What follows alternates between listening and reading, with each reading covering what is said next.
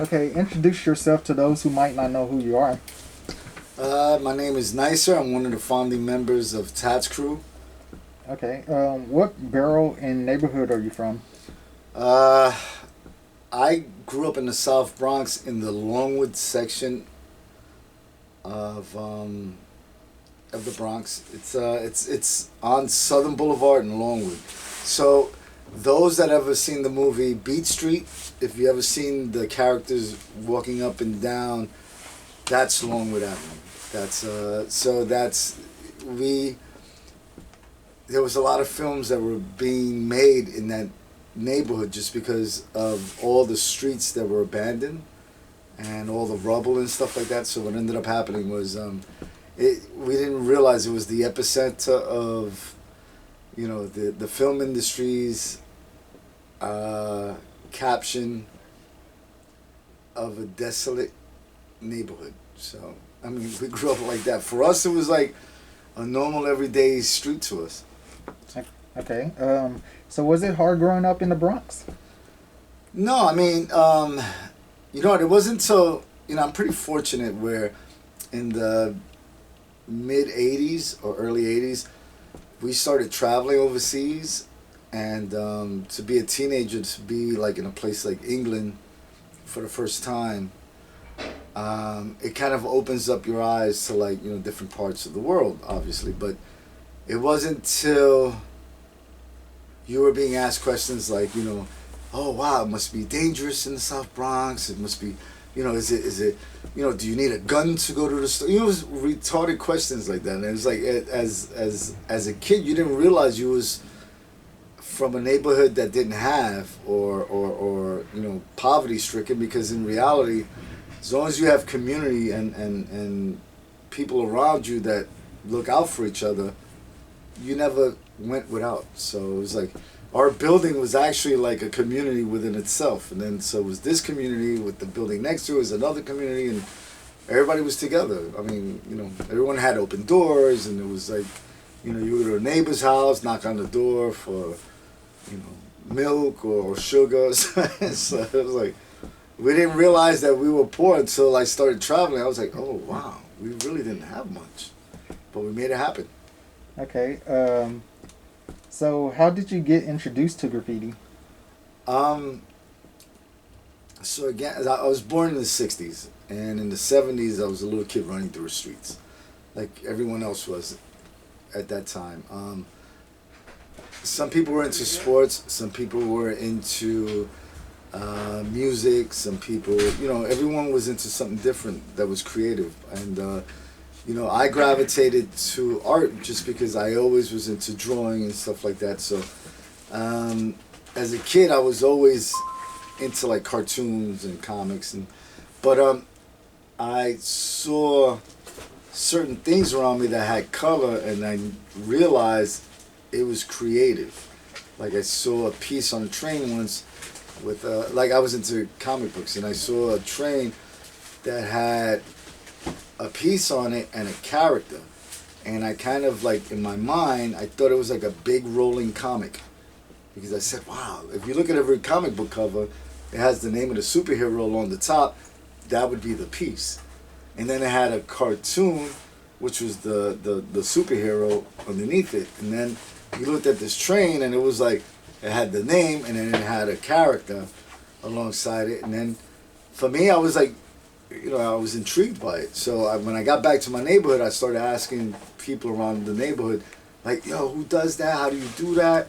And they were like, oh, it's kind of like an illegal thing. The hood that hangs out in that building smoking weed all day, he does stuff like that. Go ask him. And then, I started asking around, because this is way before the internet. It's way before books and magazines. So in order to find out about something like graffiti, you had to go out and do research, and that's exactly how I went about it. I started asking around and looking around and where those graffiti writers hang out and how do you do this, and so it was something that you had to really put in work to learn. And then it's something that it wasn't taught in schools.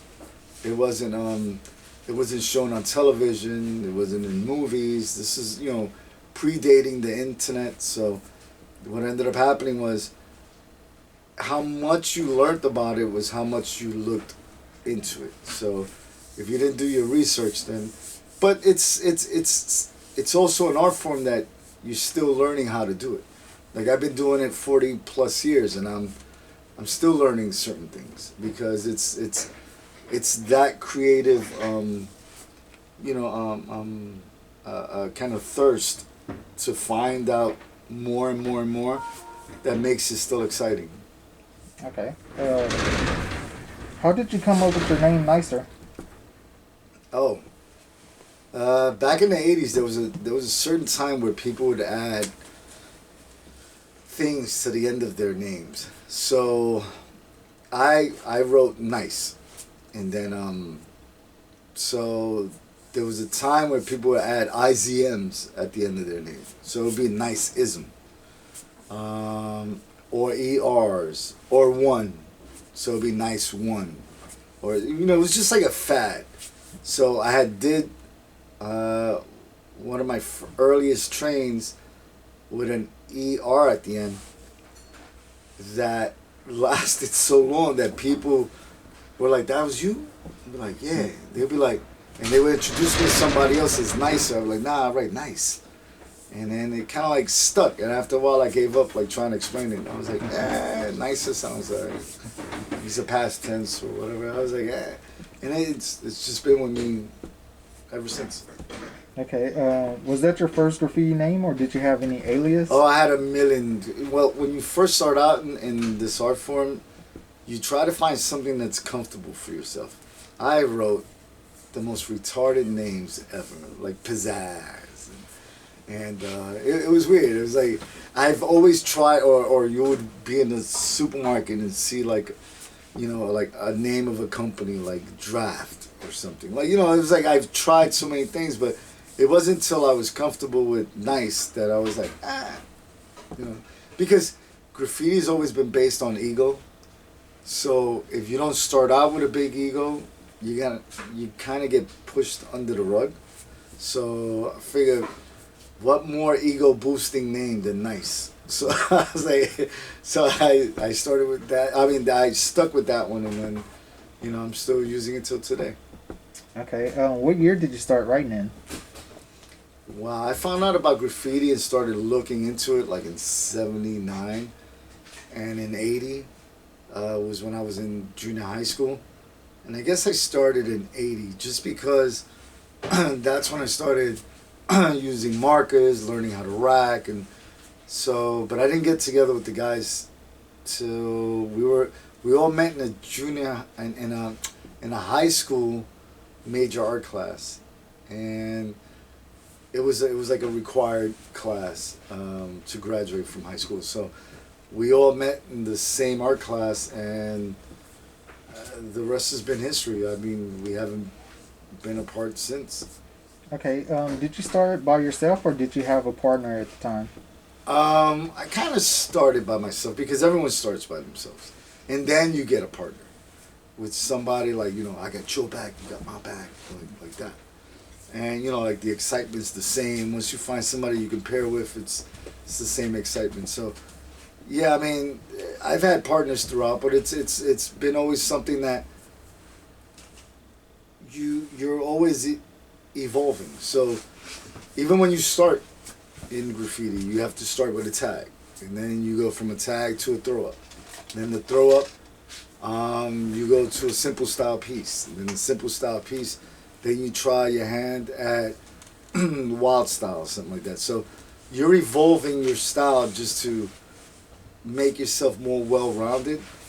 But if you look at graffiti overall, that's how it started. It started with someone taking a tag, like the old school guys in the 60s. They took a tag, and somebody saw that and was like, "Oh wow, I'm gonna do the same thing, but I'm gonna put dots in mine." And then somebody else saw that and was like, "Wow, look at those two moves. I'm gonna do the same thing. Take a tag, put dots, but I'm gonna outline mine." Then somebody else saw that and said, "Yo, you know what? I saw those three moves." So this the only art form that's competitive like sports. It's the world's. If you're not into it, it's the world's boringest.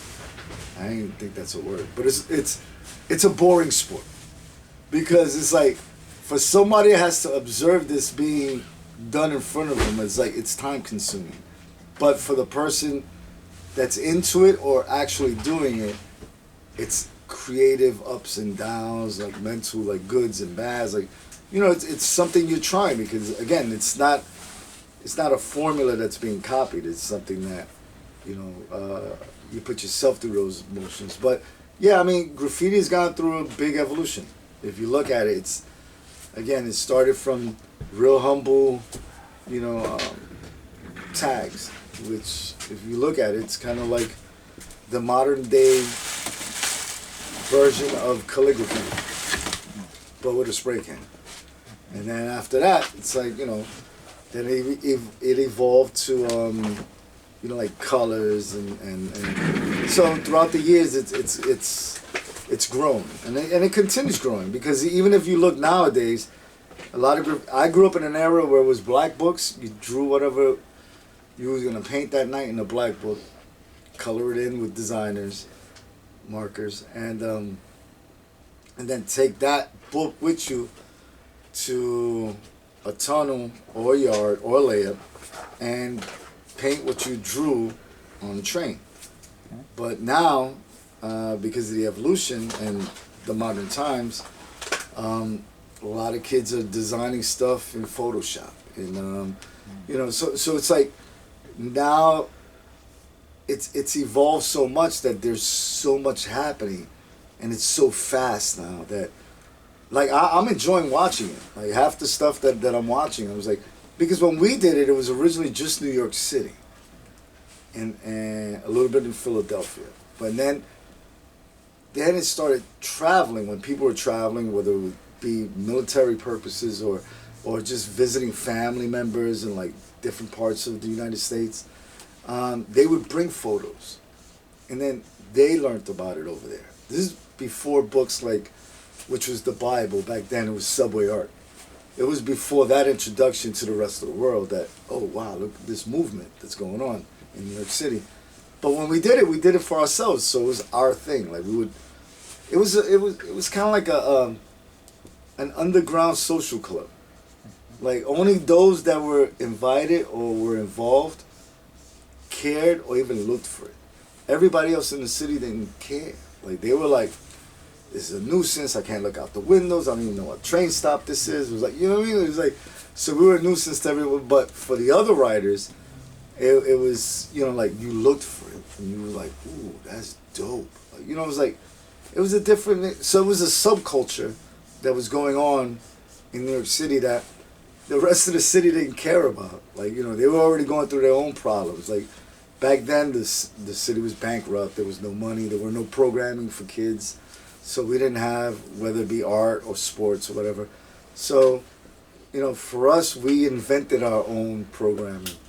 So being part of graffiti was our way of being into, like, arts. So, it was a different time. Okay, I assume you was in high school when you started. What high school did you go to, and were there any other artists that went to the same school with you? Oh, yeah. I went to JAMES MONROE High School here in the Bronx.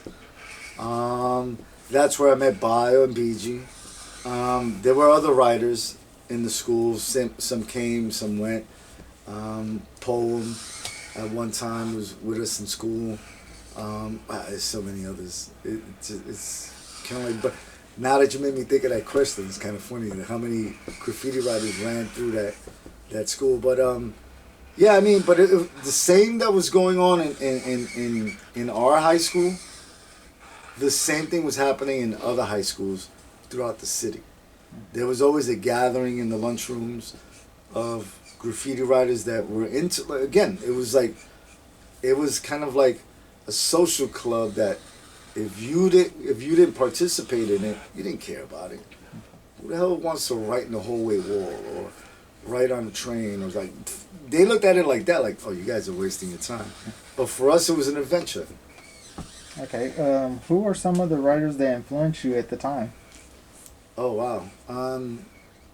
There were so many. You had guys from rock stars like you had Kel, you had Shy, um, you had Crash, Daze. I mean these are Lady Pink. These were people that were really doing stuff that was influential on the line. Like it was really making a dent in what the visuals looked like and what the styles looked like at the time, in the early 80s in New York City. Futura, Scene UA, you had a lot of the TC5 guys. I mean, the list is so far and beyond that I just can't say it was this one person that influenced me.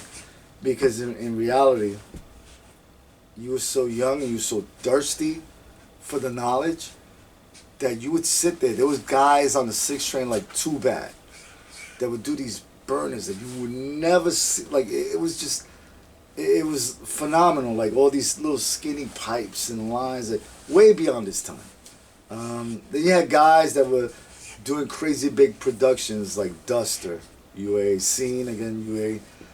Then you had guys that did simple stuff, but it was so much of it. You had these two guys named Nada and Lace, and they took, because I grew up on the 6 line, so I'm talking about these 6 line artists. So, you know, there were so many influences that you had to appreciate what you saw because it made you who you are. Okay. What crews are you down with? Tats Cru. Yeah, it's been something of ours that we've always, because we originally started as TAT. When we started, it was it's always been an acronym. So everybody's got a different version of what TAT stood for. You know, Toys are Trash. It was so many. So it was an acronym, the TAT, that everyone had their, top artistic thunder. It was so many. Everybody that did a trade or wrote it or tagged it in a book or whatever, everybody had a TAT version of what it meant. And then later on when we met Fat Joe, he had a crew called TS, and he was street bombing at the time. This is before his first album. And then we kind of like clicked and got together. So whenever BI and BG would do walls, we would sign things TAT, like we normally did, and TS. But there were so many T's in the middle that we decided on just making it TATS, like, a quick combine. Just, give props to Joe and his crew, because his crew had writers that were, you had Gizmo, there was so many of them. Because they were writers.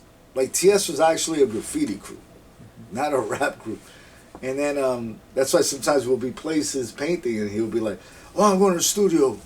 But we knew that, Finesse was from his buildings and Diamond D, and, there was all these like notable rappers from back then in his buildings, because he grew up in Forest Projects, that I thought he was going to hang out with them. I didn't realize he was rapping. And then, so that combination turned the TAT into TS. So let's say I've been down with 2 crews my entire life. It was TAT and TS. And it's Tats Cru. Okay, did you ever go to the writer's bench at 149th Street? And who were some of the names that you remember always seeing at the bench? Oh, wow. 149th Street kind of became the hub for graffiti writer. Now, we were young at the time. You're talking about like we were 15, 16 maybe. And the guys that were kind of like running the lines would always hang out in 149th Street at the bench. You would run into guys like Smiley. Whoever was up and like the shit, I don't know if I can curse on this thing, but whoever was the shit at the time, that's where you went. So either you would rob other writers, which that it was kind of like it had a reputation for, people getting robbed there or jumped and stuff like that. And so being young and going there and knowing that the other writers that were up, that they were like notable, they were in like early 20s, 18 and 19. He was like young men, and we were kids. So we would go there with that I don't give a fuck attitude. So we would go and be like, all right, we're in a group of 4. I'll see you soon, man. All right. I'll be around on Saturday. All right. So what happened was we would go to the bench, and we'll be like in a group, and we'll be like, yo, all right, watch my back, just in case. I got you.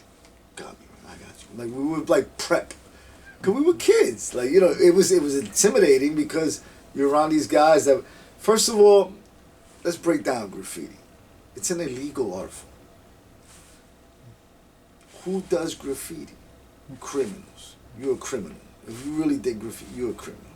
So, it isn't like, so let's break down criminology in New York City back then. Because the truth is, you're doing something illegal, and there's strength in numbers. Those two things are factors that still to this day, well, now it's a lot different, but back then it kind of like really resonated, because if you were in a train tunnel with your man, it's just you and him, and you painting a train, and you're in the dark between stations, got your sketch up, filling it in, you rock it, right?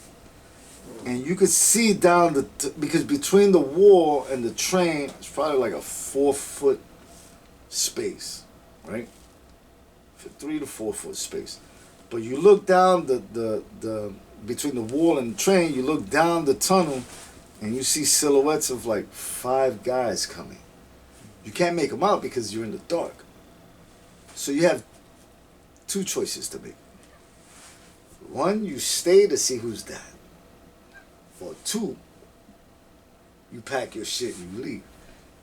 So if you stood to see who's that, be prepared. There's strength in numbers. So it's just 2 of y'all, there's 5 of them.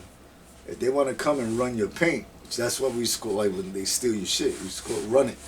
So if they come and they run your paint, it's not so much you could do about it. You just gotta be like, alright. Or you could tough it out for a minute, see who gets the better one, and then run off. You know, like it's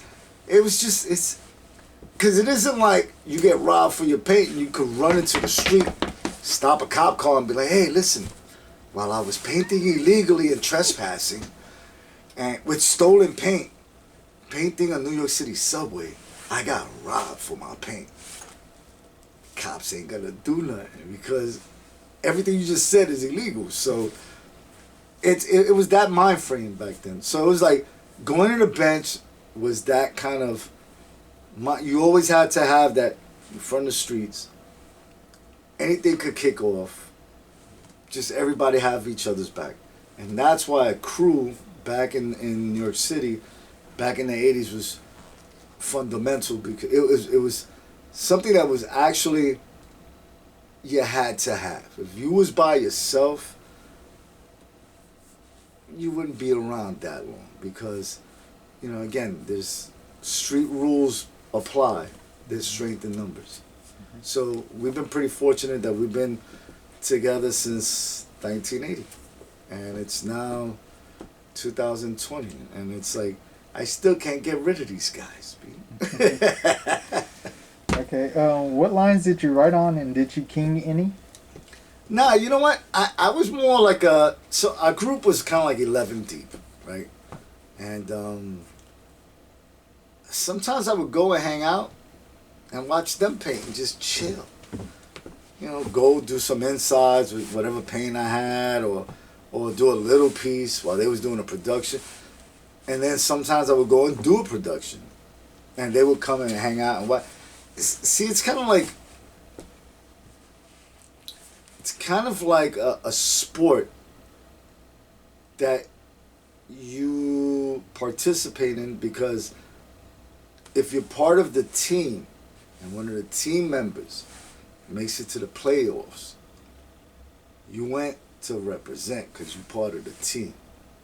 So, I mean, I did a lot of stuff, but I don't say I kinged anything. But as far as the lines, we were pretty fortunate where through T-Kid, we We got, because Sam and Ken hooked up with TK because they lived over by the 4 train, like near Kingsbridge. And they introduced us to TK. You know, I always idolized this dude. But, you know, he was before us. He was dope style. He was like a style master.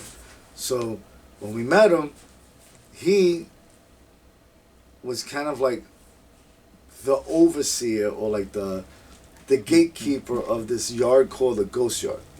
So the Ghost Yard was on 207 by Broadway.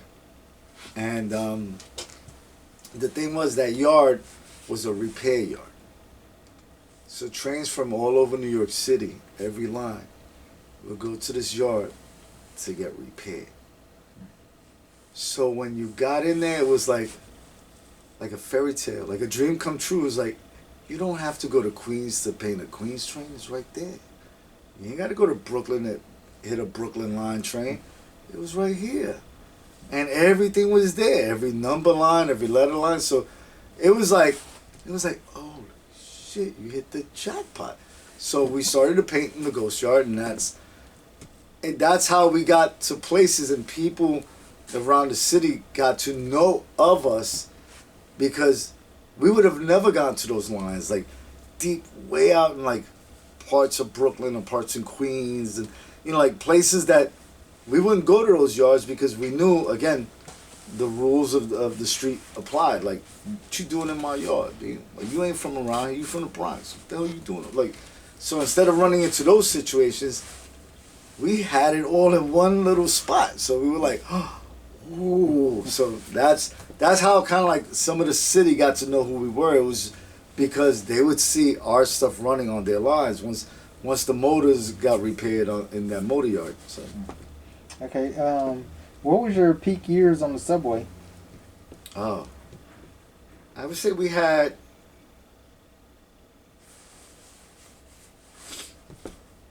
82, 83, and 84. Okay.